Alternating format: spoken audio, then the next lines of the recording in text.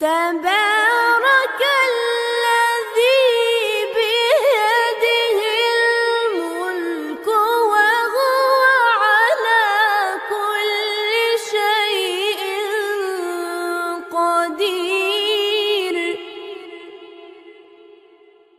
الذي خلق الموت والحياة ليبلوكم أيكم أحسن عملا وهو العزيز الغفور.